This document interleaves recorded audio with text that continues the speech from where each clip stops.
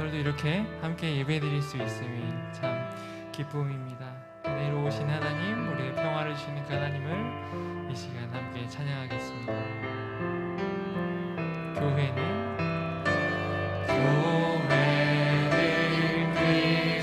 그리스도의 몸이라. 우리는 그리스도의 몸이라.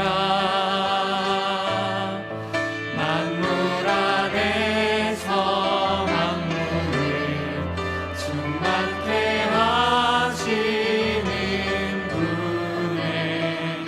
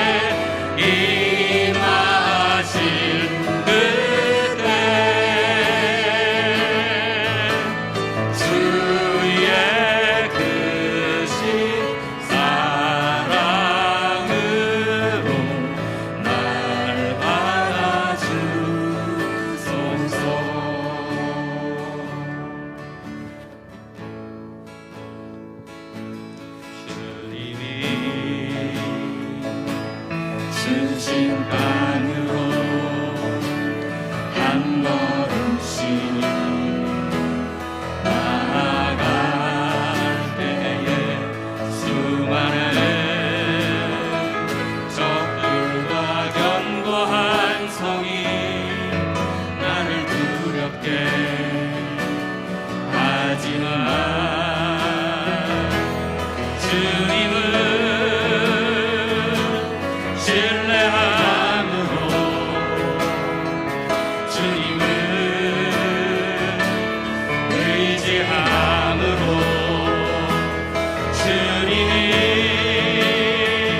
주시는 담대함으로 큰 소리를 외치며 나아가네. 이 산지를 내게 주소서. 그날에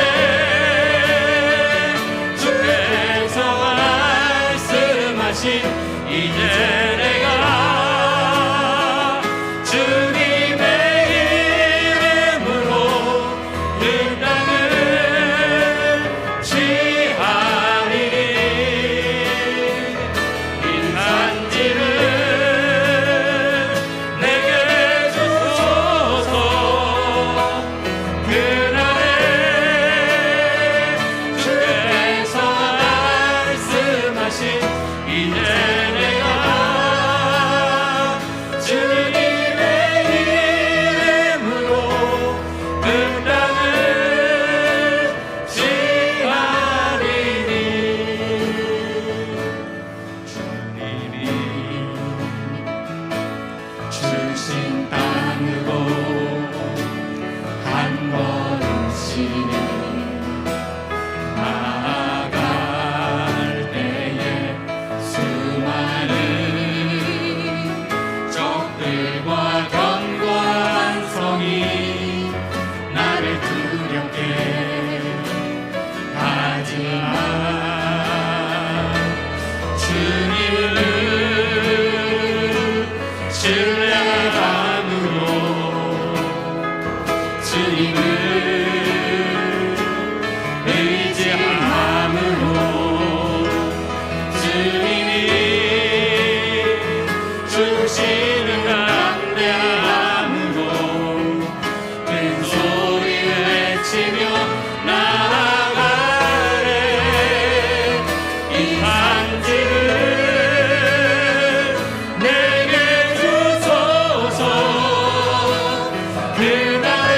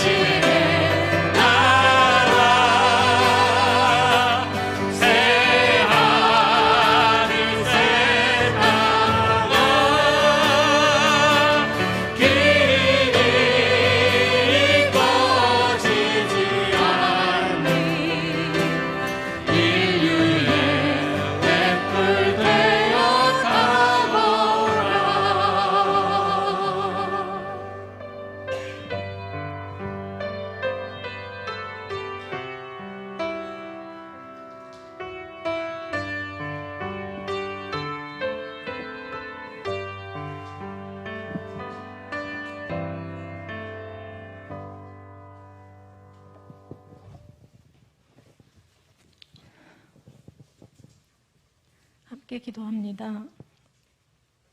하나님 아버지, 불안하고 혼란하고 거짓이 만연한 세상에서 아픔과 슬픔과 고통이 일상인 이 땅에서 우리에게 영원하고 완전한 구원과 생명 되시는 하나님을 찬양하며 예배합니다. 주님만이 우리의 구원이시며 사랑이시며 삶의 목적이 되십니다. 주님만 섬기며 주님이 우리의 최고의 기쁨 되게 하소서.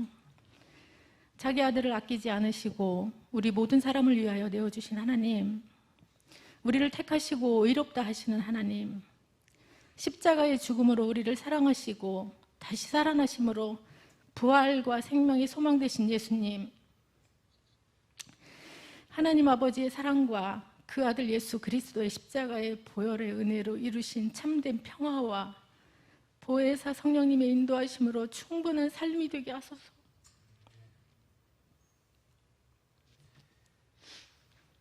주님, 나들목 양평교회의 약함을 돌아보아 주옵소서. 연약한 지체들을 긍휼히 여기시고 붙들어 주옵소서. 상처를 싸매 주시고 질병 중에 있는 지체들을 고쳐주시고 여러 고통에서 건지시며 위로와 평강 주시기를 주님께 간절히 기도드립니다. 병원에서 투병 중인 사랑하는 명솔 형제를 주의 품에 안으시고 주의 능력의 손으로 붙드시고 고통에서 온전한 치유와 회복을 주옵소서. 해인 자매와 두 자녀 도와 도예를 더 크신 사랑으로 품어주소서. 주님, 사랑하는 교회 공동체 형제 자매들과 함께 주 안에서 생명을 얻고 하나님 나라를 이 땅에서 더욱 풍성히 누리며 살아내고 전수하길 소망합니다. 나들목 양평교회가 자랑할 만한 것으로 교만하지 않게 하시고 오히려 약하고 부족함 속에서 하나님의 일하심과 채우심을 경험하며 오직 주의 능력을 자랑하고 주의 도우심의 은혜를 풍성히 누리게 하소서. 진리가 살아있고 주님과의 묵상과 교제가 깊어져 주님 더욱 사랑하고 순종하는 자녀 되게 하소서. 서로 진실하게 사랑하고 용납하는 교회 공동체 되게 하소서. 주님, 다음 세대 교사도 부족하고 찾는 이들도 잘 섬겨야 합니다. 삶의 어려운 상황으로 힘든 지체들도 많습니다. 예배를 섬기는 찬양팀과 방송팀, 또 목자님들과 말씀 사역자들이 분투하고 있습니다. 개인과 교회 공동체의 부족과 약함과 고난 속에서 은혜로 이끄시는 주님을 만나고 주님을 더욱 신뢰하는 삶으로 인도하시며 선하신 하나님, 신실하신 하나님을 더욱 기대합니다. 오늘 나들목 꿈꾸는 교회 최원아 목사님 말씀 전하실 때 하나님 아버지를 더욱 잘 깨달아 알게 하시고 아버지의 은혜와 사랑으로 세임을 얻는 시간 되게 하옵소서. 하나님의 사랑이 우리의 진정한 소망 되게 하시며 십자가의 죽음으로 참 평화와 생명의 길을 여신 예수님 이름으로 기도합니다. 아멘.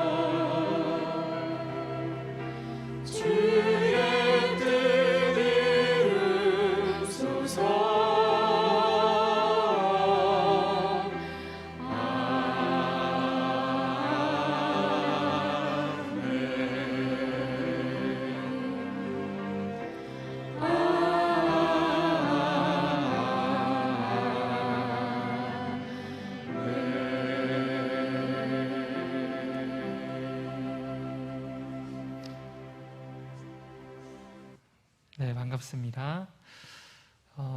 11월 한 달은 저희가 네트워크 각 목사님들이 찾아오셔서 말씀을 전해주는 시간을 갖고 계십니다. 저희들이 총 5 형제교회가 함께 네트워크로 나눠져 있고요. 각 섬기는 지역에서 열심히 하나님의 나라를 완성해 가고 있습니다. 지난 3년 동안 어떻게 하나님께서 우리에게 도우심을 주셨는지 그것들을 돌아보면서 각 교회들의 사정을 함께 이야기 나누고 말씀을 듣는 시간인데요. 오늘은 기도에서 말씀해 주신 것처럼 나들목 꿈꾸는 교회에서 담임 목사님으로, 대표 목사님으로 섬겨주고 계시는 최원한 목사님께서 오셔서 헌신이 상식이 되는 교회라는 제목으로 말씀 전해주십니다. 이 시간에 최원한 목사님을 환영하면서 큰 박수로 환영하도록 하겠습니다.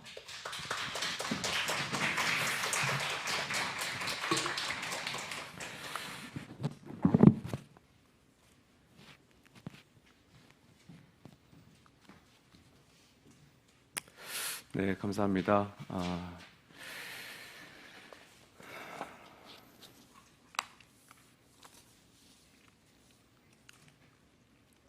네, 기도를 또 듣는데 또 숙연해지고 해서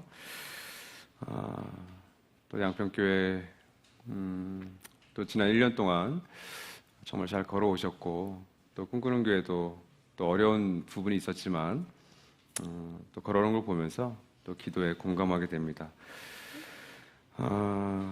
헌신이 상식되는 교회라고 하는 제목으로 준비한 이 말씀은 사실은 저희 꿈꾸는 교회가 뭐 헌신이 상식이 되었다, 이거보다는 앞으로 2022년을 내다보면서 이런 교회가 되었으면 좋겠다. 그래서 마침 다음 주에 저희가 입당 감사 예배를 드리게 돼서 제가 설교하지 않고 저희 김영 목사님을 또 초청하게 돼서 아마 이 설교는 저희 교회에서는 송구영신 예배 때 조금 더 다듬어서 하게 될 것 같아요. 그러니까 미래형이라는 걸 좀 이해해 주시고요. 저희도 아직 헌신이 상식이 많이 되진 않았다. 그러나 양평교회는 이 헌신이 정말 상식이 되셨으면 좋겠고요. 이미 그렇게 상식적으로 헌신하고 또 섬기는 분들이 아마 이 자리에 계신 분들이 아니실까 싶습니다. 그런 분들을 축복하고요. 나들목 교회에서 분교하기 이전부터 저는 18년 동안 하나님 나라 복음을 견눈질한 사람이라면, 그런 하늘 가족이라면 서역을 하고, 그리고 헌신은 상식이다라고 하는 말을 아마 나들목 교회 출신 가족들은 익히 들어오셨을 겁니다. 아마 그 이후에 이 양평교회로 오신 분들은 헌신이 상식이야? 이런 말에 아마 가우뚱거릴 수도 있으실 것 같아요. 그러나 제가 듣고 제가 믿기로는 나들목 교회는 시작부터 헌신은 상식이야. 그리고 우리의 운영 원리의 5가지에도 자발적 헌신의 원리가 마지막 5번째 원리입니다. 그래서 그 누구에게도 헌신해라, 섬겨라, 일해라 하지 않으려고 합니다. 물론 현실적으로 그것이 쉽진 않지만 너 이런 기회가 있으니 한번 해보면 어때? 좀 강요하는 것 같지만, 그러나 우리의 원칙은 헌신은 상식이다. 그리고 자발적 헌신이다라는 것이 우리의 어떤 일종의 모토입니다. 근데 제가 나들목교회에 머물면서 깨닫게 되는 것은 우리 모든 가족들과 사역자들, 목자들이 다 헌신이 상식이다라는 것을 행하지는 않는구나. 그건 알아요. 그런데 그렇게 살지는 않는구나를 깨닫게 됩니다. 뭐 저 자신만 해도 어떤 영역에서는 저는 헌신하지만 또 어떤 영역에서는 상식 이하의 수준에서 살아가는 것을 저 자신도 깨닫곤 합니다. 때로는 상식에 머무르거나 혹은 상식조차도 해당하지 않는 그런 행동으로 실은 교회를 해하거나 교회를 아프게 하는 일들도 우리 안에 종종 일어나곤 합니다. 그럴 때 우리의 일상생활과 신앙생활에 있어서 과연 이 헌신을 하려면 어떤 부분을 우리가 점검하고 또 어떤 부분으로 나아가야 될지에 대한 말씀이 사실 오늘 말씀이고요. 특별히 누가복음 12장 13절에서 21절 우리에겐 익숙한 본문 말씀으로 같이 오늘 말씀을 살펴보려 합니다. 우리 강의한 스크린 보시면서 함께 천천히 읽죠. 시작. 무리 가운데에서 어떤 사람이 예수께 말하였다. 선생님, 내 형제에게 명해서 유산을 나와 나누라고 해 주십시오. 예수께서 그에게 말씀하셨다. 이 사람아, 누가 나를 너희의 재판관이나 분배인으로 세웠느냐? 그리고 사람들에게 말씀하셨다. 너희는 조심하여 온갖 탐욕을 멀리하여라. 재산이 차고 넘치더라도 사람의 생명 거기에 달려있지 않다. 그리고 그들에게 비유를 하나 말씀하셨다. 어떤 부자가 밭에서 많은 소출을 거두었다. 그래서 그는 속으로 내 소출을 쌓아둘 곳이 없으니 어떻게 할까 하고 궁리하였다. 그는 혼자 말하였다. 이렇게 해야겠다. 내 곡간을 헐고서 더 크게 짓고 내 곡식과 물건들을 다 거기에다가 쌓아두겠다.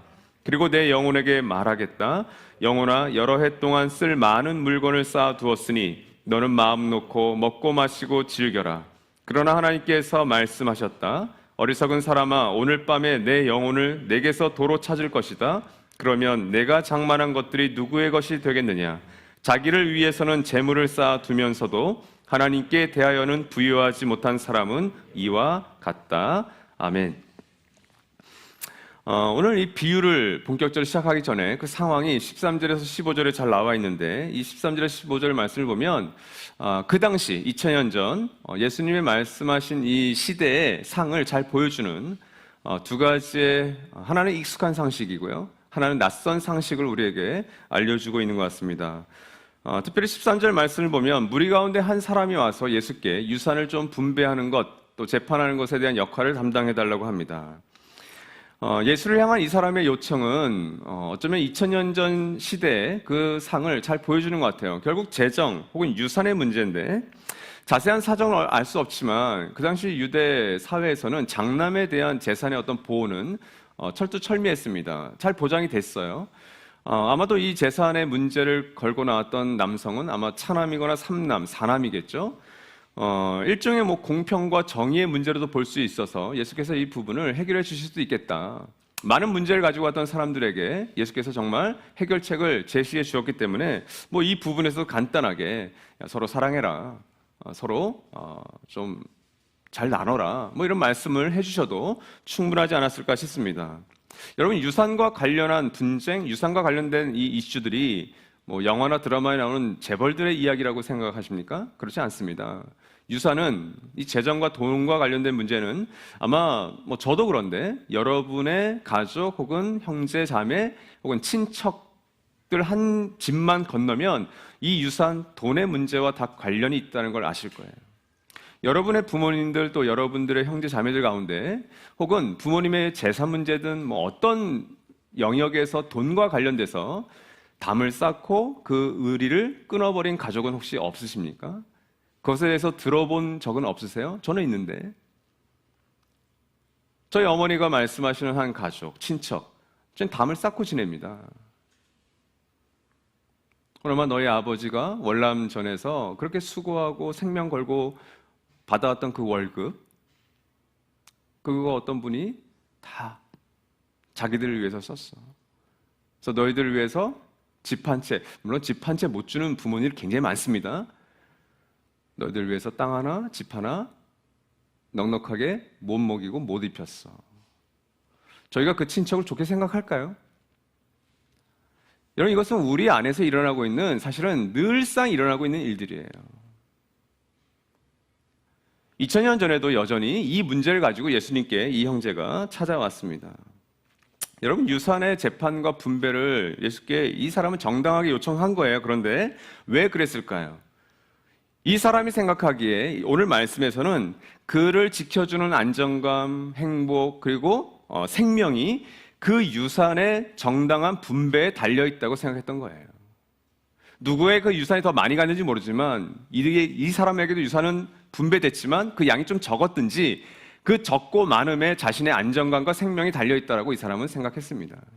그래서 예수님께 요청을 한 거죠. 쉽게 얘기하면 거기에 생명이 있다라고 착각했던 것이고 그게 잘 사는 길이라고 오해한 것이에요.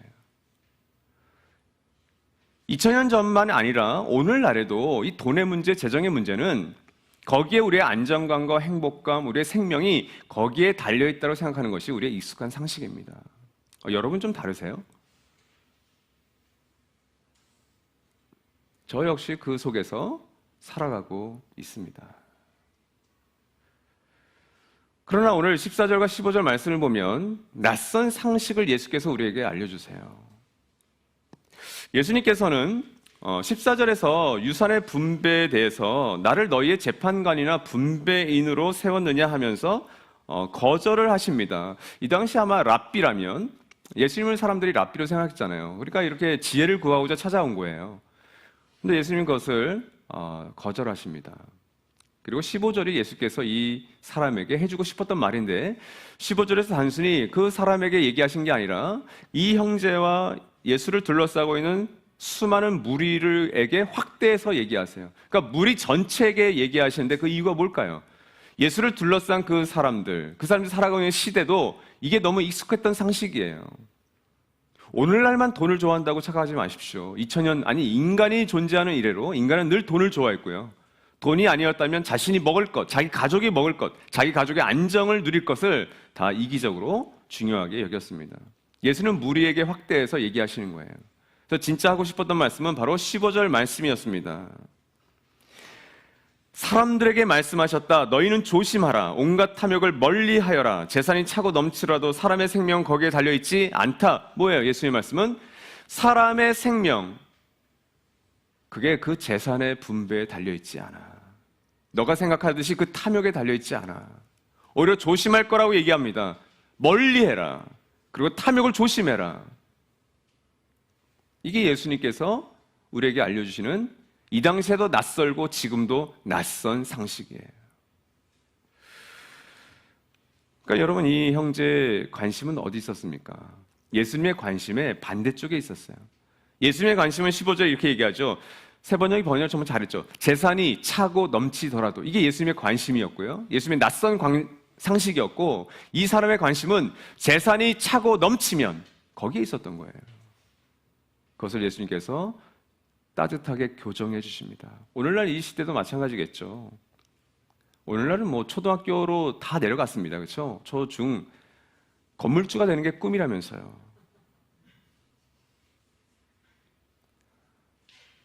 재산이 차고 넘치면 거기에 우리를 지켜줘.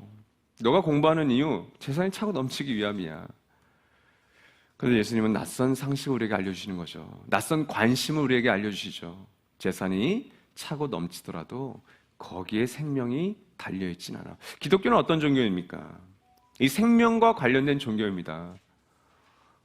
분명히 제가 살고 있는 분당보다, 성남보다 이 양평이 제가 볼 때는 참 전원적이고 살기가 좋은 것 같아요. 물론 여러분은 와서 살아보셔요. 힘든 게 많지. 물론 인간이 사는 거 다 힘들죠. 그러나 제가 볼 때는 양평으로 많은 분들이 오실 것 같아요. 또 뭐 큰 세대가 또 지어진다면서요. 정말 양평 이 교회로 많은 분들이 유입되었으면 좋겠습니다. 그런데 여러분, 왜 그분들이 이 양평교회에 유입되어야 된다고 생각하세요? 나중에 양평교회와 그 리더십 안에, 그리고 목자님들과 가정교회 안에, 그리고 우리 다음 세대들 아이들 안에 이 생명이 어디에 달려있는지에 대한 정의가 선명하게 되어 있지 않는다면 나중에 양평교회 성도들이 불어나는 것은 비극입니다. 그건 저주에 가깝습니다. 여러분, 이 한국 사회에 흩어져 있는 똑같은 그 교회들과 다를 바가 별로 없으실 거예요. 그러나 양평 교공동체 안에 재산이 차고 넘치더라고 아니라 또 재산이 차고 넘치면이라고 하는 이 두 사이에서 예수님의 낯선 상식을 붙들고 있다면 여러분의 희망이 있는 거죠. 그렇다면 나중에 양평교회를 위해서 여러분, 우리 네트워크 전체가 사실은 섬겨야 되겠죠. 근데 여러분, 오늘날 이 시대는 이런 헌신을 보기가 굉장히 힘든 세상이 되어버렸습니다. 이건 명백해요. 코로나 이전보다 코로나 이후는 더 심각해졌습니다. 여러분, 코로나 이전과 이후 세상 사람들과 또 교회 혹은 크리스천의 관심과 상식은 어떤 차이가 생겼을까요? 약 1년 8개월의 시간이 이제 지났습니다. 이제 내년 1월이면 전면적인 위드 코로나의 시대가 온다고 합니다. 나중에 양평교회도 아마 위드 코로나를 준비하고 계실 텐데요. 세상적인 관심과 세상적인 어떤 상식이, 그런 어떤 기준들이 우리 나들목 양평교회나 우리 나들목 네트워크 교회들 안으로 깊숙이 이미 침투해 있는 것은 아닌지, 그 부분에 대해서 여러분 한번 점검해야 될 시기가 있을 겁니다. 세상의 그 익숙한 상식이 여전히 우리 안에 익숙한 상식으로 자리 잡고 있다면, 그리고 예수의 그 낯선 상식이 여전히 우리에게 낯선 상식으로 있다면 그건 끔찍한 일이 아닐까요?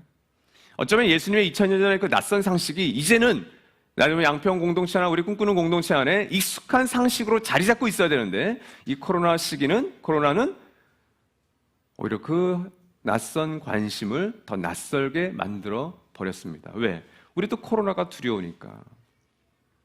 여러분, 코로나 상황으로 인해서 우리에게 어떤 변화가 있었습니까? 왜 헌신이 더 힘들다고 제가 말하고 있을까요? 재정의 문제를 한번 볼까요? 여러분 코로나 이전부터 코로나 이후의 시기에 재정적인 부분에 있어서 더 헌신하고 계십니까?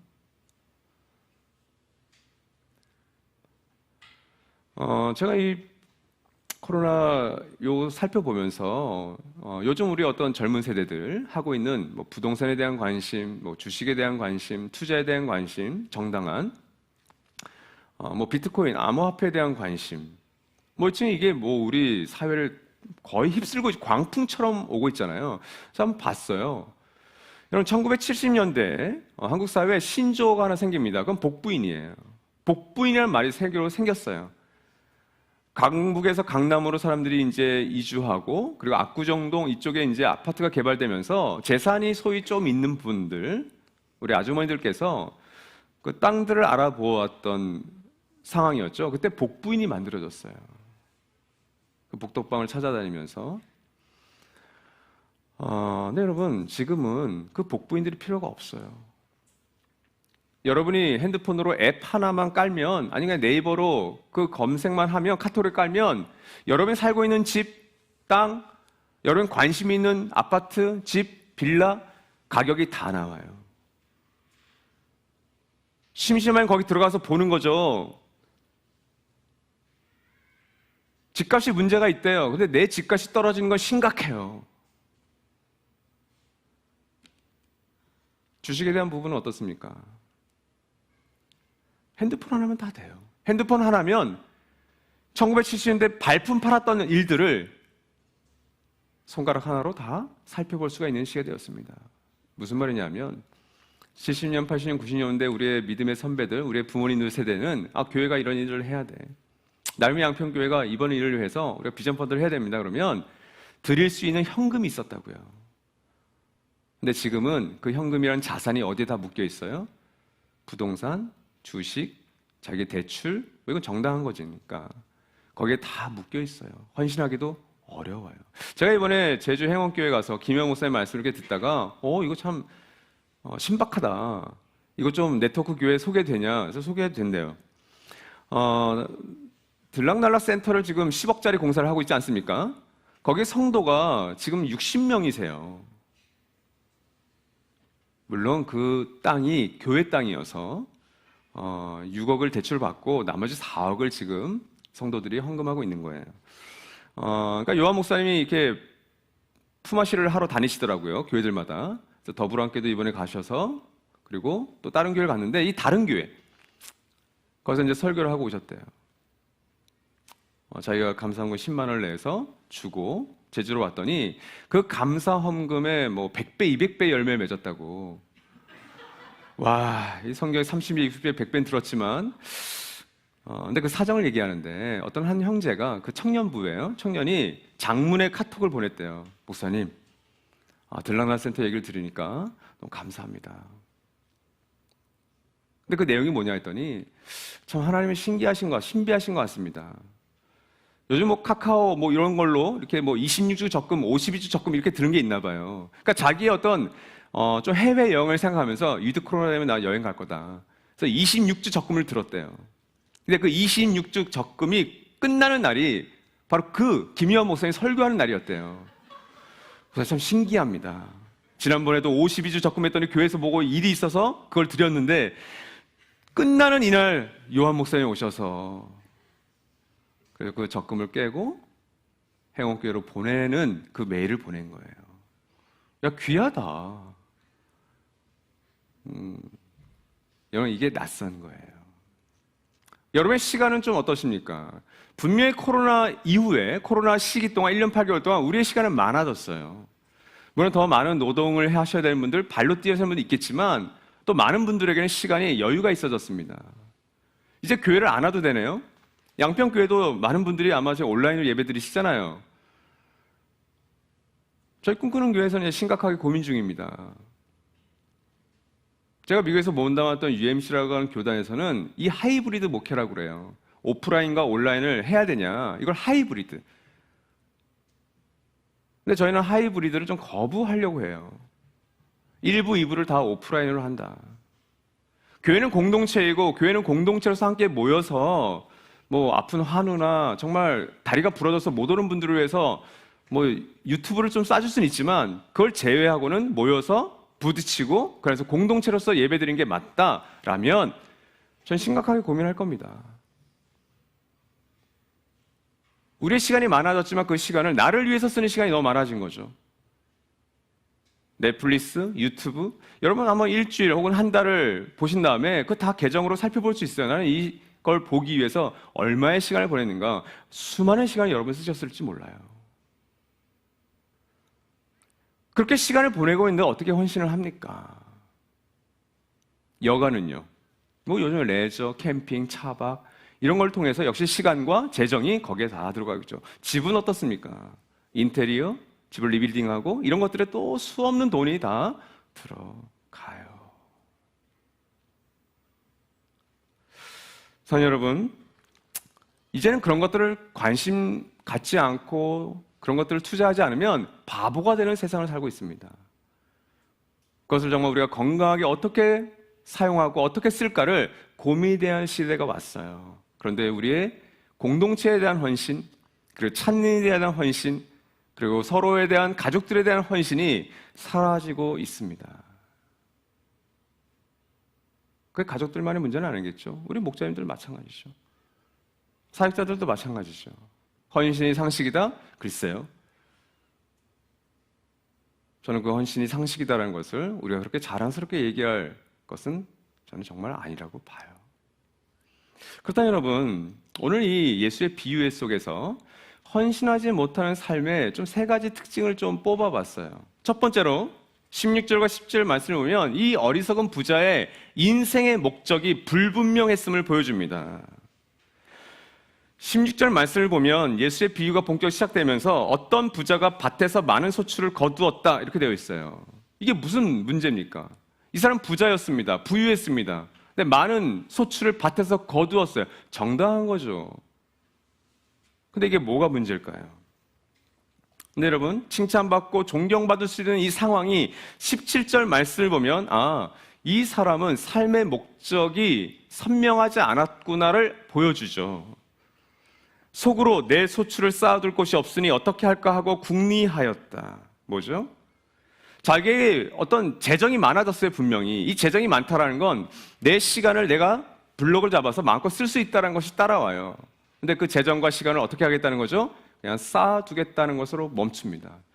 많은 소출을 뜻밖의 얻었는데 그것을 어떻게 사용해야 될지, 잘 사용해야 될지 몰랐던 거예요. 여러분, 내게 어떤 많은 재정이 있고 많은 시간이 있고 여가가 있을 때 그것을 위해서, 그것을 가지고 good works, 선한 일, 착한 일을 할 게 얼마나 많습니까?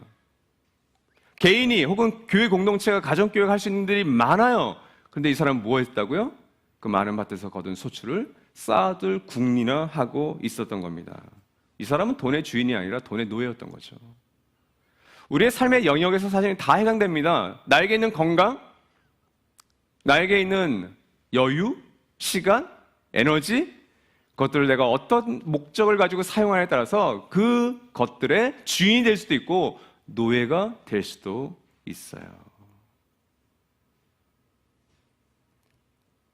그럼 우리 가족들에게는 너가 정말 하나님 나라 복음에 입각해서 그 삶의 목적을 걸어가고 있는지, 가정교회 모임 공동체 안에서 그것을 격려하고 때는 그것을 질책하고 그것을 책망할 수 있어야죠. 어떤 한 가족을 보니 참 어려운 환경 속에서도 혹은 잘 사는 환경 속에서도 하나님 나라의 다스림과 질서를 가지고 살아내려 노력하는 가족이 있다. 여러분, 그 가족들 칭찬하셔야 됩니다. 격려해 주셔야 됩니다. 응원하셔야 됩니다. 그런데 누가 보더라도 잘 사는 것 같아, 잘 풀리는 것 같아. 근데 그것에 대해서 하나님 나라의 다스림과 기준이 아니라 그냥 세상의 익숙한 상식으로만 사는 그 사람의 열매라면 그것에 대해서는 여러분 따끔한 경고를 하셔야 되지 않습니까? 너 정말 그렇게 살다가 너 망한다. 삶의 목적이 불분명했을 때 이 어리석은 부자의 이야기를 통해서 밭에서 많이 난 소출은 이 사람에겐 결국 저주가 될 수도 있겠구나. 그걸 예수께서 얘기해 주고 계세요. 18절 19절 말씀을 보면 이 어리석은 부자는 자신의 진짜 주인, 인생의 주인을 몰랐습니다. 17절에서 부자가 이 뜻밖의 얻은 많은 소출을, 뜻밖의 얻은 많은 소출이에요. 물론 그가 열심히 일했을 수 있죠. 기도했을 수도 있죠. 근데 아마 그의 하인들 혹은 노예들, 그 종사 일꾼들이 아마 일을 했을 거예요. 그래, 이른 비와 늦은 비는 누가 주십니까? 사람이 주는 게 아니에요. 하늘로부터 주어지는 거예요. 근데 그 모든 소출을 뭐라고 표현했냐면 나의 소출이라고 표현을 했어요. 자신의 소출. 그리고 18절, 19절 말씀을 보면 헬라어로는 뮤라고 하는 단어가 있어 반복됩니다. 알려주고 싶은 거예요. 나의 곡간, 나의 곡식, 나의 물건 뭐예요? 다 자기 건 줄 알았어요. 여러분 혹시 여러분이 월급 받는 거, 여러분이 일을 해서 정당한 어떤 대우를 받는 것을 여러분의 것이라고 생각하십니까? 뮤, 나의? 특별히 교회 공동체 안에서는 그것은 헌신이 아닙니다. 사역자들은 더 그래요. 저도 나들목 꿈꾸는 교회 성도들의 헌금으로 인건비를 받습니다. 근데 그것에 내가 정당한 나의 대표 목사의 사활의 빚이라고 생각하는 순간 저는 삭군이 되는 거예요, 여러분. 거기에 대한 커다란 부담감과 짐을 가지고 살아가는 게 저는 맞다고 봅니다. 회사는 좀 다를까요? 회사는 자본주의 사회 속의 끝판이니까 그렇지 않을 것 같아요. 회사의 오너라면, 회사의 상사라면 다른 마음을 가지고 일하는 사람들을 좋아하지 않을까요? 저도 그런 사람들이 좋은데. 나의 곡간, 나의 곡식, 나의 소출들, 자신이 인생의 주인이라고 생각한 거예요. 또한 18절 말씀에 보면 인류가 생존한 이래 인류가 꿈꾸고 소망했던 탐욕을 알려주는 단어가 하나 있죠. 더 크게, 더 크게, 더 많이, 더 높게. 여러분, 이것은 인간의 어떤 그 자기중심성을 잘 보여줍니다. 이런 삶을 살 때 19절 말씀은 크게 오해하는 것, 착각하게 되는 것을 우리에게 알려주고 있는데 19절 말씀은 결코 자신이 주인이라고 할 수 없는 것에 대해서 이 어리석은 부자가 주인이라고 착각하는 말씀이 등장하죠. 뭘 가지고 주인이라고 생각해요? 나의 영혼. 자신의 영혼에 대해서 얘기해요. 그 영혼에 대해서 이렇게 얘기하죠. 여러 해 동안 쉬면서 먹고 마시고 즐겨라. 누가 누구에게? 이 어리석은 부자가 자신에게, 자신의 영혼에게. 영혼조차도 미우, 자신의 영혼이라고 착각했습니다. 근데 여러분 아시죠? 19절에서 그가 했던 계획은, 여기 저보다 연배가 많으신 가족들이 계신데 인생을 진지하게 살아오셨던 분들이라면 야, 그거 나의 영역이 아닌데라는 걸 다 아실 거예요. 나중에 양평교회 가족들 안에도 아픈 환우들이 많으신 것 같아요. 제 아버님도 이틀 전에 이제 중환자실에서 일반 병동으로 옮기셨는데 큰 수술을 2번 받으셨어요. 건강한 분이십니다. 군인이셨고 60대 말까지 테니스 치시고, 근데 신장이 아프세요. 유전적이세요. 전 73세신데 저희 어머니께서 신장을 떼어주셨어요, 하나를. 6개월 동안 무균실 생활을 하시다가 이제 9월에 가족들이 다 만나서 좋아하고 있었는데 그 신장 기능이 10%밖에 되지 않았어요. 투석을 안 하려고 신장 이식을 받으신 건데 투석을 하셨어요, 결국. 의식을 못 차리셨어요. 아버지가 가실 뻔했다니까요, 정말. 저희 자녀들도, 저희 어머니도, 저희 아버지도 건강을 자신하셨습니다. 근데 여러분, 우리의 생명이, 우리의 영혼이 그게 진짜 우리 거예요? 그것에서 자신하는 순간 여러분, 이 본문에 등장하는 이 어리석은 부자와 별 다를 바가 없습니다. 코로나19가 우리에게 알려주는 유익한 교훈이 뭐예요? 아니, 유익하지 않은 게 대부분인데 유익한 교훈이 뭐예요? 우리가 장담할 수 있는 게 없구나. 2019년 분교하고 2020년 장밋빛 미래를 우리가 좀 꿈꿨었는데 2월부터 어그러지잖아요. 앞으로 그런 일들, 나의 영혼에게 벌어질 일들, 내가 사랑하는 가족들에게 일어날 일들이 수없이 많을 겁니다, 여러분. 이 어리석은 부자처럼 인생의 진짜 주인을 잊으면 그 순간 낭패를 경험하게 되실 거예요. 적나라한 한계를 보여주고 있는 겁니다. 너희 인간이 하나님의 자리에 지금 앉아있구나. 세 번째, 여러분, 20절과 21절 보면 결국 이 사람은 인생의 한계를 무시했음을 보게 돼요. 20절에서 부자가 자신의 영혼을 향해서 했던 그 명령이 유효하지 않다라는 것을 보여주죠. 왜? 그의 것이 아니었어요. 하나님이 주장하세요. 어리석은 부자는 나의 영혼이라고 그러는데 하나님은 너의 영혼을 내가 오늘 밤 취하겠다. 부자는 여러 해 동안 내가 내 영혼이 먹고 마실 것, 누릴 것을 계획하고 있었는데 하나님은 오늘 밤 너의 영혼을 내가 부르겠다. 거기서 끝난 거죠. 죽음이라고 한 실존적 한계를 외면하면서 살아갔던 이 어리석은 부자의 삶을 보게 됩니다. 죽음은 오늘 20절 하반절에 있는 말씀처럼 네가 장만한 것들이 누구의 것이 되겠느냐, 이 짧은 한 문장 속에 죽음이 선명하게 들어가 있습니다. 이런 죽음이 뭔지 아세요? 여러분이 일터에서, 여러분 가정에서 여러분이 자물쇠로 잠그어 놓은 것들 있죠. 그 잠그어 놓은 것을 회사건 집에서 여러분이 죽고 나면 누군가가 그것을 망치로 깨서 그 안에 뭐가 들어있는지를 알게 될 겁니다. 여러분의 컴퓨터 안에 무엇이 깔려있는지를 사람들이 보게 될 겁니다. 여러분의 그 계좌를 여러분의 가족들이 다 보게 되실 거예요. 여러분의 핸드폰 안을 가족들이 보시게 될 겁니다. 그게 죽음이에요, 여러분. 여러분이 살려고 했던 좋은 것들, 여러분이 타고 다니고 있는 좋은 차들, 여러분이 계획했던 무엇이든 그것을 여러분이 아니라 다른 사람의 것이 될 수 있고 그것이 오픈되실 거예요. 코로나19를 지나면서 우리는 매일매일 확진자와 사망자 숫자를 접하면서 살아갑니다. 그러니까 이 죽음에 대해서 사실 선명하게 이해하고 깨닫는 시기가 지금이에요. 근데 정말 그러고 있습니까? 자신의 한계를 무시하는 인생을 향해서 예수님은 21절에서 이 부자에 대해서 이렇게 얘기합니다. 이 부자를 잘 사는 부자, 그냥 부자라고 얘기하지 않아요. 이 부자를 가리켜서 하나님께 대하여는 부유하지 못한 사람은 이와 같다. 결국 이 사람은 부자가 아니었어요. 세상에 익숙한 상식은 돈이 좀 많고 대저택에 살고 좋은 집에 살면 또 뭐 부동산 주식에 성공하면 부자라고 합니다. 그런데 하나님은, 예수님은 그들을 부자라고 얘기하지 않아요, 여러분. 오히려 그들에게 있는 그 부는 끔찍한 저주와도 같은 일이 됩니다. 그렇지 않습니까? 부부와의 관계와 연이 깨어져 있는데 그 어떤 여성, 남성에게 건강함이 있다면 그 건강을 가지고 뭘 하죠? 불륜의 행위를 하게 돼요. 그 건강을 가지고, 에너지 가지고 폭력을 사용하게 된다고요. 그것이 어떻게 축복이에요? 그건 진짜 하나님 앞에 비루한 인생이 될 수밖에 없죠. 그렇게 지금 말씀하고 계시는 겁니다. 자신의 탐욕을 우상으로 쌓고 자신의 소수를 쌓아 올리는 인생은 하나님께 대하여 거지와 같은 인생이야.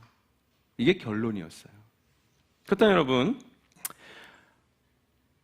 저나 여러분 모두가 정말 하나님 앞에 헌신하기를 원하잖아요. 또 우리 가족들이 헌신하기를 원하시잖아요.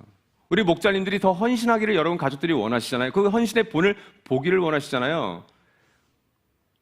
세 가지의 비교를 함께 좀 나누려고 합니다. 누가복음 12장 32에서 34절, 바로 이 어리석은 부자의 비유에 대한 말씀의 결론 부분인데 같이 한번 읽죠. 시작.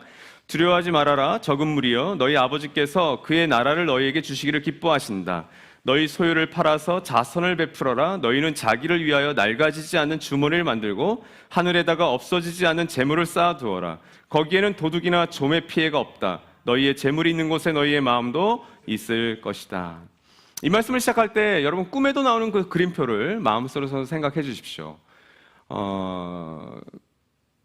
그 왼쪽의 선에는 십자가와 부활, 그리고 그 오른쪽의 선에는 예수님의 재림, 하나님의 도래하심, 그리고 그 박스 안에 하나님의 나라의 현재성. 우리는 그 긴장 관계 속에서 살아가야죠. 자, 오늘 누가복음 12장 32에서 34절 보면, 32절 말씀을 보면 두려워하지 말아라. 적은 무리여, 너희 아버지께서 그의 나라를 너희에게 주시기를 기뻐하신다. 여러분, 기뻐할 정도가 아니라 우리는 어떤 존재예요? 이미 받은 것을 우리는 아는 존재예요. 어떤 때 헌신합니까? 우리가 이미 받은 것을 알아갈 때 헌신하는 거예요, 여러분. 우리는 이 왼쪽의 선, 예수의 십자가와 부활의 사건을 통해서 무엇을 받았어요? 하나님의 나라를 우리는 상속 이미 받았습니다. 그것을 알 때에만 우리는 헌신이 상식임을 알고 헌신하게 되는 거예요. 근데 그 앞에 환기시키시면서 두려워하지 말아라. 우리가 그렇게 늘 두려워하고 있는 거 아닙니까? 내가 이런 거에 관심을 가지 않으면, 이런 거에 정당히 투자하지 않으면, 내 노후를 걱정하지 않으면, 액션을 취하지 않으면 난 뒤처질 거야. 내 자녀들 내가 물려줄 거 없어. 여러분, 우리는 하나님께서 우리를 책임져 주신다는 걸 정말 알고 있습니까? 너희는 그의 나라와 먼저 그의 의를 구하라. 그러면 하나님께서 그 모든 것을 다 책임져 주실 거야. 그런데 우리는 의심하고 있죠. 아니, 하나님 책임져 주시지 않는 것 같아. 내가 책임져야 되는 게 맞아. 라고 우리는 어쩌면 착각하고 있지 않을까요? 그 말씀입니다. 두려워하지 말아라. 그리고 너희는 애초에 적은 무리야. 이 적은 무리의 적은은 마이크로라는 영어의 어원이에요. 진짜 적다라는 거예요. 너무 소수다, 너무 적다. 근데 그 적은 무리에게 뭘 주셨다고요?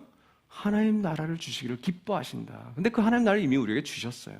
이미 임한 하나님 나라를 받아들인 공동체가 나름의 양평교회입니다. 가정교회입니다. 그게 우리가 받은 유산이고 상속이라는 거예요. 그것을 받았다라는 것을 우리가 모른다면, 그리고 그것을 어설프게 알고 여러분 목자로 그리고 리더로 사역하신다면 여러분 불평, 불만이 많으실걸요. 왜? 내 의견이 관철되지 않으면 감정적으로 기분이 팍 상해요. 그래서 불평과 불만만 얘기하게 돼요. 여러분 그런 리더들 앞에서 여러분 공동체 세워간다고요? 불가능합니다.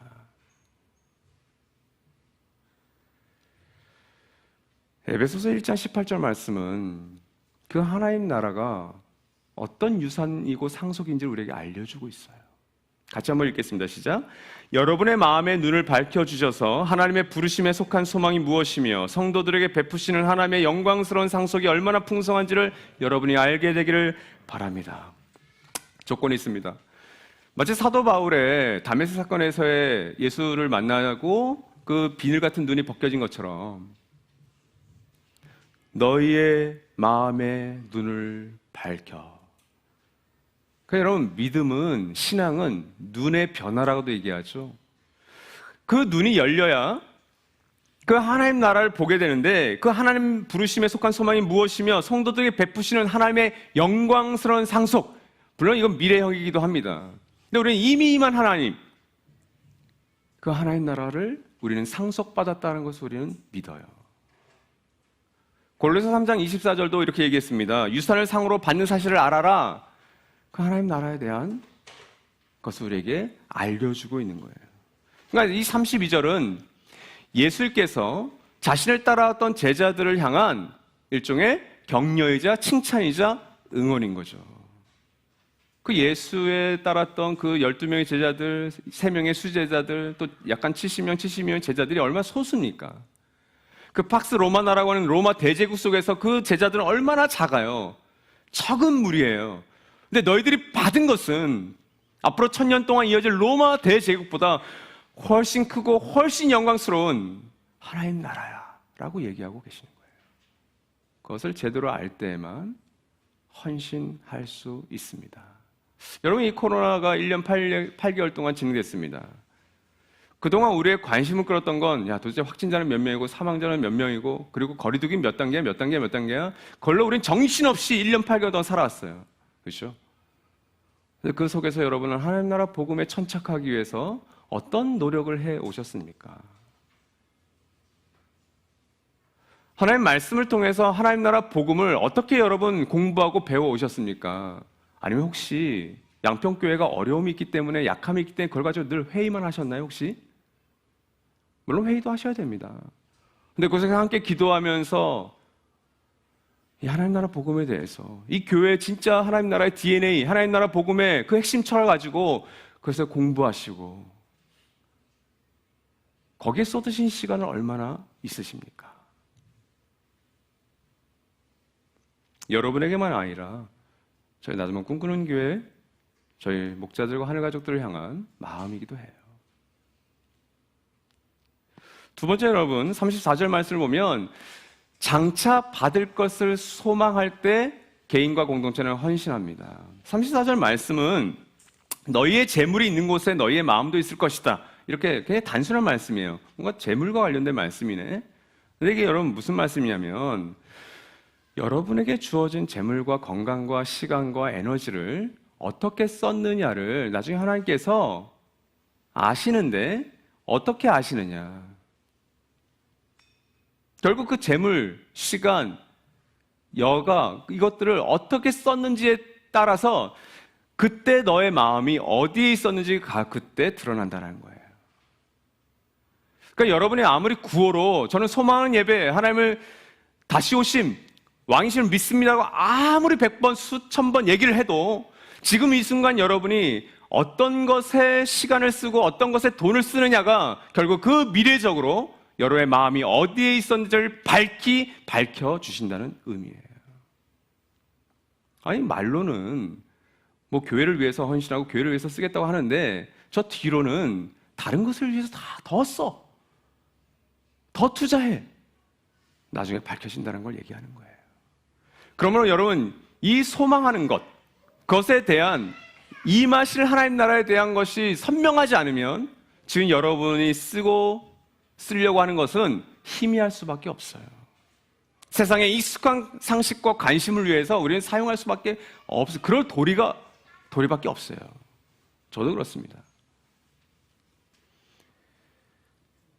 디모데전서 6장 17절 19절 말씀은 바울의 제자였던 디모데가 그 성도들이 했던 뼈아픈 얘기입니다. 2000년 전에도 부자들이 있었어요. 좀 시간과 재정과 건강에서 여유로운 사람들이 있었다고요.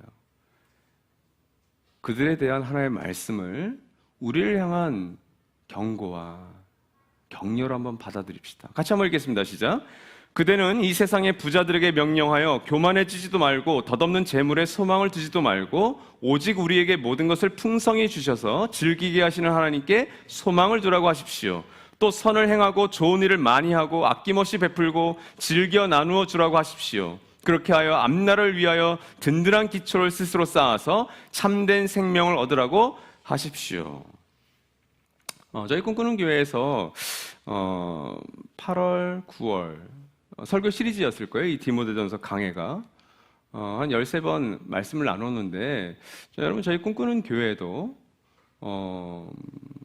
아주 부자는 아니지만 그냥 누가 봐도 세상적인 기준에서 저건 부자야 라고 하는 분들이 좀 계세요. 보니까 CEO들도 한 4-5분 되시더라고요. 꽤 크게 규모를 하는.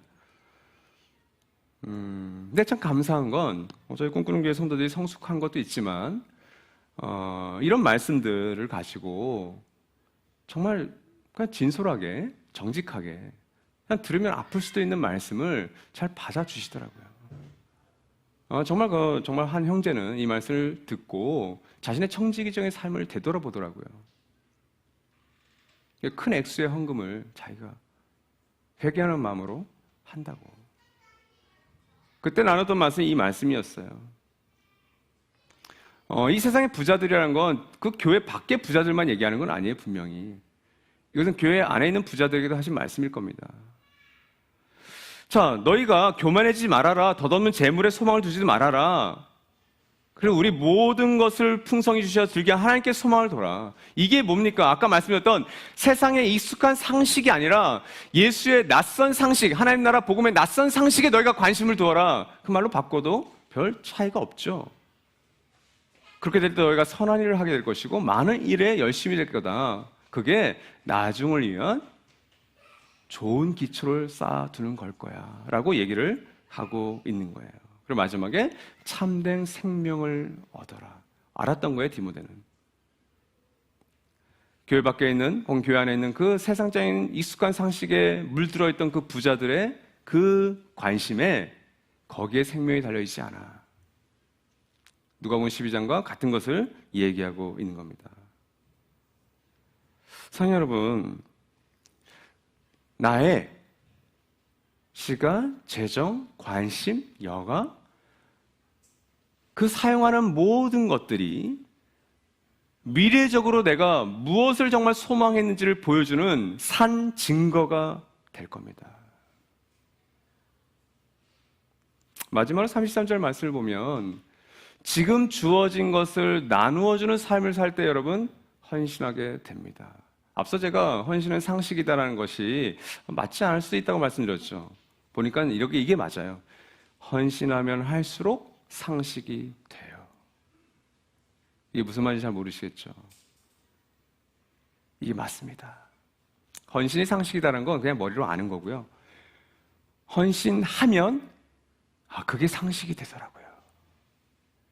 자, 여러분, 어리석은 부자가 소유를 쌓는 인생, 이건 그냥 상식적인 거예요. 요즘 더 그렇죠. 이 자본주의 사회 속에서는 어떤 자기의 자산을 만들어가는 것, 뭐 그걸 나쁘다고 얘기할 수는 없어요. 그런 사회니까. 근데 여러분, 오늘 말씀을 자세히 보면 부자도 자신을 위해서 곳간에 쌓아갔습니다, 소출을. 근데 오늘 말씀을 보면 하나님께 부유한 인생도 똑같이 자기를 위하여 하늘에 소출을 쌓아요. 둘 다 자기를 위하여 쌓아요. 근데 그 인생은 확연하게 달라지는 인생으로 하나님께서 소개하죠. 자, 여기서 자선을 베풀라고 할 때 자선은 교회 안과 밖을 모두 포함한 자선을 얘기합니다. 구제입니다. 필요를 채워주는 겁니다. 이게 헌신이에요. 자본주의 사회를 살아가는 우리에게는 익숙하지 않습니다. 여러분, 크리스찬이라고 다 자선을 베풀까요? 그렇지 않습니다. 자기가 배운 경제 사조, 자기가 배운 어떤 경험, 부모님 물려주신 생각 때문에 자기가 가진 것을 단 하나도 누군가 나누지 않는 사람들이 있어요. 가정교회를 해보시면 다 알지 않나요? 어떤 형제, 어떤 자매는 죽을 때까지 설거지를 안 해요. 목자들은 알죠. 분명히 이건 걔가 지금 설거지할 타이밍이야. 다 알아. 근데 그 사람만 몰라. 그럼 어떻게 하셔야 돼요? 알려주셔야 돼요. 그런 분들이 나쁜 게 아니라 약간 공감 능력이 떨어지시는 거예요. 근데 어떤 분들은 이건 내가 설거지해야 될 타이밍이야를 잘 알아요. 그분들은 약간 공감 능력이 있어요. 저희 가정교회도 있어요. 아내한테 물어보죠. 야, 네 남편은 공감 능력이 별로 없니? 목사님, 평생 공감 못 받았어요. 아, 그렇구나. 그럼 내가 알려줄게. 그래서 이제 알려줘요. 이거 다 해내서. 누구 형제, 너가 설거지 하자. 그럼 잘해요. 다 알았어. 아, 알려줘야 되는구나. 또 다른 영역에서는 또 잘하는 게 있어요. 성도 여러분, 잠언 21장은 바로 이 자본주의 시대를 살아가는 우리에게 굉장히 불편한 말씀입니다. 그런데 이게 영적인 법칙이에요. 잠언 21장 25절 말씀 같이 읽죠. 시작. 악인은 온종일 탐하기만 하지만 의인은 아끼지 않고 나누어 준다. 선명하죠. 여러분, 때때로 놀랄 때가 있지 않아요? 내 시간, 내 돈, 내 재정, 내 어떤 여가를 썼는데 돌아보니까 야, 이거는 내가 내 가족들, 하나님, 예수님 전혀 생각나지 않고 이건 나만을 위해 이기적으로 탐욕적으로 쓴 거구나. 깜짝 놀랄 때 있지 않으세요? 악인의 반열에 있는 겁니다. 오늘날 시대는 정말 더 그래요. 온종일 탐하기만 해요. 탐하기만. 내 의인은 아끼지 않고 나눠준다. 그런 삶을 산다. 더 선명한 건 11장 24, 25절이죠. 같이 읽겠습니다. 시작. 남에게 나누어 주는데도 더욱 부유해지는 사람이 있는가 하면 마땅히 쓸 것을 아끼는데도 가난해지는 사람이 있다. 남에게 베풀기를 좋아하는 사람이 부유해지고 남에게 마실 물을 주면 자신도 갈증을 면한다. 제가 굉장히 좋아하는 구절 중에 하나입니다. 남에게 나누어 주는데 더욱 부유해지는 사람이 있는가 하면 마땅히 쓸 것을 아끼는데도 가난해지는 사람이 있다. 정말 이 자본주의 사회를 향해서 탐욕에 가득 찬 이 익숙한 상식 사랑하는 사람들은 하나님의 하나의 어퍼컷이에요, 이건. 지금 직구를 날리는 거예요. 그리고 다음 말씀도 근사하죠. 남에게 베풀기를 좋아하는 사람이 부유해지고. 우리 아이들에게 다음 세대들에게 이렇게 알려줄 수 있고 정말 이렇게 은혜로운 삶을 살 수 있다면 얼마나 좋을까요? 그리고 다음 말씀이 남에게 마실 물을 주면 자신도 갈증을 면한다. 이건 더 신비한 거죠. 이건 신비예요. 신비의 영역이에요. 은혜의 차원입니다. 익숙한 상식의 차원은 아니에요. 왜 그렇죠? 아니, 제가 지금 목이 말라요. 그건 제가 물을 마셔야죠, 내 것을. 근데 제 것을 저 앞에 있는 형제님, 자매님에게 목이 마르다는 걸 제가 줬어요. 그녀가 마시고 갈증을 해결했어요. 저는 물을 한 모금도 마시지 않았는데 뭐예요? 제가 갈증을 면했다라고 얘기하시는 거예요. 저는 저희 꿈꾸는 교회나 나주봉 양평교회 공동체 안에, 가정교회 안에 이 잠언 11장 24, 25절의 말씀의 원리가 계속해서 살아나길 원합니다. 아마 기도하신 분이 그렇게 울먹이면서 기도하셨던 이유가 거기에 있지 않을까요? 내가 아픈 거 아니에요. 나와 다른 형제 자매가 아픈 거예요. 여러분, 인간은 너무 간사해서요. 내 새끼손가락이 하나 염증이 나면 피가 돌면서 계속 아파요. 근데 그건 아픈데 저 형제가, 자매가 암에 걸려서 죽을 지경에 있는데 그 아픔이 그렇게 우리에게 체감되지 않아요. 인간 그만큼 간사해요. 남은 막 죽어나가도 내 배가 지금 고파서 꼬르륵 소리 나는 게 인간이라고요. 그 속에서 우리가 이런 삶을 산다고요? 이게 진짜 자기를 위한 영적 부익부 빈익빈의 삶입니다. 근사하지 않습니까? 부자와 같이 쌓아두는 인생과 교회가 아니라는 걸 아마 나둠의 양평교회도 1년 동안 우리 목사님들과 가족들이 보여주셨을 것 같아요. 제가 그것에 대해서 많이 듣진 않았지만 알 수 있어요. 저희 꿈꾸기도 마찬가지입니다. 저희도 지난 1년 8개월 동안 목자들이 오프라인으로 거의 모이질 못했어요. 그래서 어제 처음으로 1년 8개월 만에 목자 수련회로 우리 30명의 목자들이 다 거의 모여서 목자 수련을 했어요. 너무 좋더라고요. 저는 마을지기를 한 분을 선출해야 돼요. 근데 제가 두 마을지기가 어떻게 사역하는지를 알거든요. 한 마을지기는 공무원이에요. 4급 공무원이어서 너무 바빠요. 너무 바쁜 친구예요. 또 한 친구는 자기 자영업을 하면서 건축일을 하죠. 여러분 잘 아실 거예요. 근데 저는 그 두 사람과 지난 1년 8개월 동안 이 코로나 시기를 같이 목행하지 않았다면 저희 나눔 공부에 정말 어려웠을 거예요. 정말 저보다 너무 목양적이에요. 그래서 이번에는 그냥 여성 목자를 마을지로 세우자. 투표가 아닙니다. 추천을 해다오. 그러나 우리가 여러 개를 고려해서 세우겠다. 근데 기준이 뭐냐면 이거예요. 당신들 목자들이 목양받고 싶은 그 한 목자를 투표하세요. 선거운동 할 필요도 없고요. 그 자매가 마을지가 돼서 자신에게 주어진 마을을 어머니의 마음으로 목양해 나가겠죠. 저는 그게 교회라고 봅니다. 아마 나중에 꿈꾸는 교회는 계속 그런 따뜻한 교회로서 나가려고 할 거예요. 행정을 좀 잘 알고 뭐 이렇게 리더십이 있어서 아니요. 그런 분들 나중에 꿈꾸는 교회에 발 못 붙입니다. 예수님의 마음을 가진 자, 사람을 긍휼히 여기는 자, 나중에 꿈꾸는 교회가 성장하지 않아도 좋으니 그 부족한 사람을 품을 수 있는 자, 그런 사람들이 목양자가 되자. 어제 얼마나 감사한지 몰라요. 코로나 시기에 꿈꾸는 교회도 많은 유입이 떨어졌었습니다. 그럼에도 불구하고 많은 분들이 찾아왔어요. 너무 신기하더라고요. 6기 하늘 가족을 끝내고 나니까 7기 할 사람이 없어요. 야, 우리 기도하자. 풍삼초 할 사람이 없네? 하나 또 보내주세요. 야, 7기를 하고 나니까 또 8기가 없네? 기도하자. 야, 9기가 없네? 이번에 9기가 10명 하늘 가족들이 되셨어요. 감사도 이제 10기는 있어요. 그때마다 엎드립니다. 그래서 3년 동안 16명의 세례자가 있었어요. 아마 5개 네트워크 중에 비율로는 가장 많은 분들이 세례를 받으신 것 같아요. 야, 감사하다 진짜. 왜 그랬을까? 천원 목사의 설교가 뛰어나서 우리 정성 교수님께서 얼마나 이렇게 학자신데 이 젊은 후배가 부족해 보이시겠어요. 근데 저보다도 저희 목자들, 저희 가족들이 꿈꾸는 공동체를 따뜻하게, 누가 와도 따뜻하게. 저는 나름의 양평교회가 앞으로 뭐 어떤 세대가 들어오든 먼저 여러분의 리더들이, 또 우리 사역자들이, 또 우리 전체 하늘가족들이 여러분 마음 먹으십시오.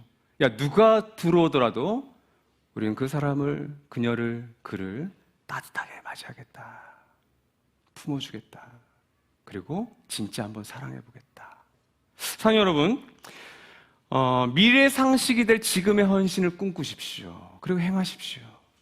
저는 나중에 양평교회가 지금까지 이 공동체를 세우기 위해서 보여주셨던 그 헌신이 앞으로 여러분의 뒤를 이을 하늘 가족들과 여러분의 자녀들 다음 세대들에게 보여질 상식이 될 그날을 꿈꿉니다. 근데 여러분이 헌신해야 그 헌신이 하면 할수록 뒤에 따라오고 곁에 있는 가족들에게 상식이 되는 거예요. 만약 반대로 우리가 보여주지 않는 헌신은 죽어도 다음 세대에게 상식이 될 일은 없습니다. 사랑하는 양평가족 여러분, 사랑하는 우리 동료 목자 여러분, 나도모 양평교회에서는 이것이 상식이 되기를 원하십니까? 그렇다면 오늘 여러분의 헌신을 보여주십시오. 그래서 제가 오늘 올 때 빈손으로 오지 않았어요. 제가 오늘 약속이 있어서 점심 못 먹거든요.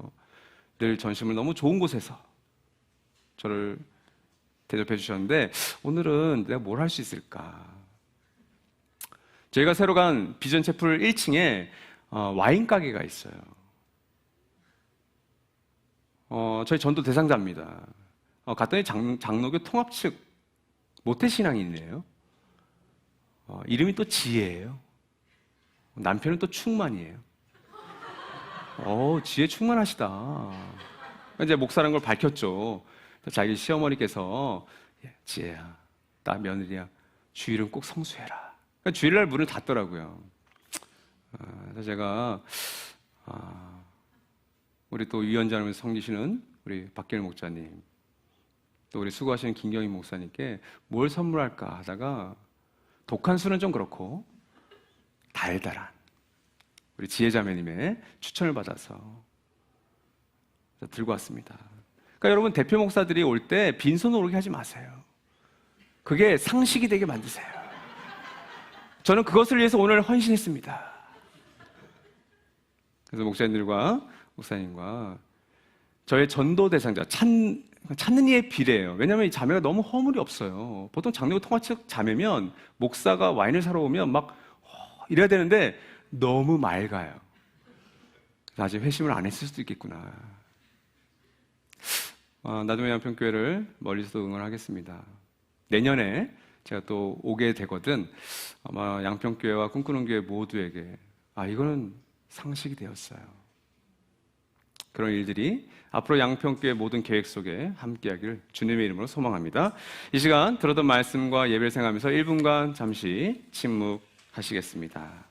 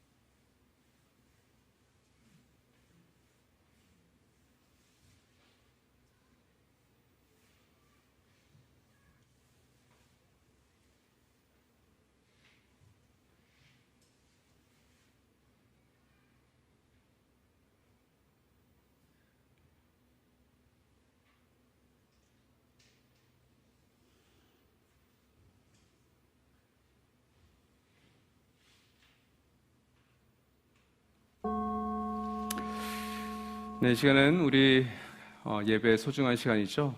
오늘 하나님께서 주셨던 말씀, 격려, 또 응원을 가지고 우리의 글로써 하나님께 드리는 예배입니다. 우리 마무리되는 예배 시간 함께 갖도록 하겠습니다.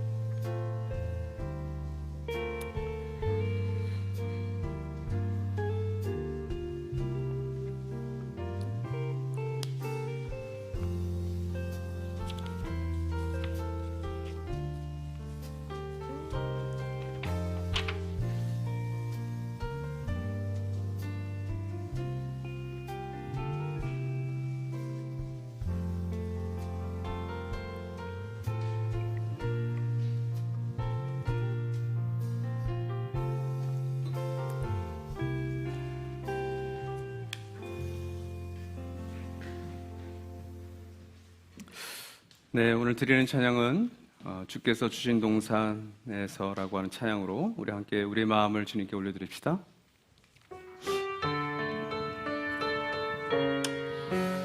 나눔의 양평 공동체를 세우기 위해서 지금까지 애쓰신 우리 가족들, 또 우리 목자님들, 또 우리 사역자들을 생각하면서 함께 결단의 찬양으로 올려드립니다. 주께서 주신 동산에, 주께서 주신 동산에 땀 흘리며 씨를 뿌리며 내 모든 삶을 드리리. 날 사랑하시는 내 주님께 비바람 앞을 가리고 비바람 앞을 가리고 내 육체는 쇠잔해져도 내 모든 삶을 드리리. 내 사모하는 내 주님께 땅 끝에서 주님을 맞으리. 주께 드릴 열매 가득하고 땅 끝에서 주님을 배우리. 주께 드릴 노래 가득하고 땅의 모든 끝 찬양하라.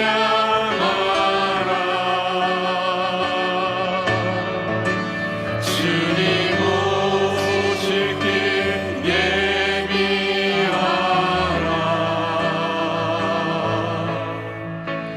땅의 모든 끝에서 주님을 찬양하라.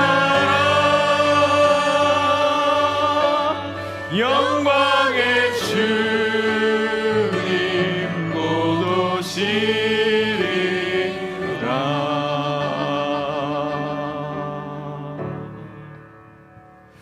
하나님 아버지, 우리 나눔의 양평교회를 축복합니다. 오늘 기도하셨던 한 가족의 기도처럼 우리 아픈 형제를 위해서도 또 그를 둘러싼 가족들을 위해서도 기도합니다. 우리 양평 가족들의 목자님들과 하는 가족들의 중보 기도가 그 가족들에게 위로가 되게 하시고 하늘의 소망을 더욱더 선명하게 믿음으로 바라볼 수 있는 그런 가장 적절한 때가 되기를 주님 간절히 원합니다. 지난 1년 8개월 코로나 기간 동안 애쓰고 수고하셨던 우리 양평 가족들과 우리 리더된 목자님들, 그 본을 보이기 위해서 헌신했던 우리 모든 리더들 주님의 은혜에 의탁드리오니 주님, 앞으로 양평교회가 걸어갈 그 쉽지 않은 길 가운데서도 지금까지 보여주셨던 그 헌신을 본받아 함께 걸어가는 귀한 공동체 되게 도와주시옵소서. 지금은 성부, 성자, 성령 삼위 하나님의 사랑하심과 은혜 주심과 역사하심이 오늘 말씀을 듣고 미래 나들모 양평 하늘 가족이 될 손님들, 그리고 방문자들, 그리고 찬은이들, 그리고 사랑하는 우리의 다음 세대 자녀들에게 너무나도 익숙한 상식이 될 오늘의 치열한 헌신을 다짐하는 우리 모든 양평 가족들 위해, 특별히 목자님들 위해, 사역자들 위해 영원히 함께 하시길 간절히 축원하옵나이다. 아멘.